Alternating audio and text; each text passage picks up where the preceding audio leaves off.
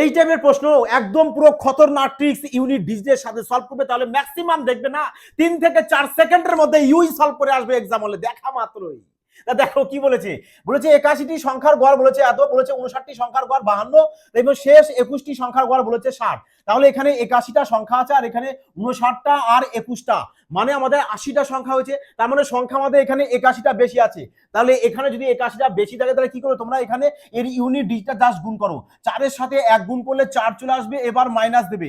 Minus দিয়ে কি করবে, 9-এর সাথে 2 গুণ করো, 9 2 18 8 লেখো, ব্যাস 1-এর সাথে 0 গুণ করলে চলে আসবে কত, 0, ব্যাস যোগ দিয়ে এখানে 0 বসিয়ে দাও। তাহলে এবার এই দেখো 4 - 8 মানে চলে আসবে কত, -4। যদি মাইনাসে আসে তাহলে কি করবে, এর সাথে তোমরা এক্সট্রা 10 সবসময়ের জন্য অ্যাড করবে, তাহলে চলে আসবে কত, 6। এবার দেখো যে কার ইউনিট ডিজিট অপশনে তোমাদের 6 আছে, 6 দেখো নেই, 6 নেই, এই দেখো অপশন সি 6 চলে এসেছে, তাহলে সি চলে আসবে তোমাদের কারেক্ট আনসার। তাহলে বলো এবার কেমন লাগলো তোমাদের ট্রিক্সটা, লাগলো কিনা মজা?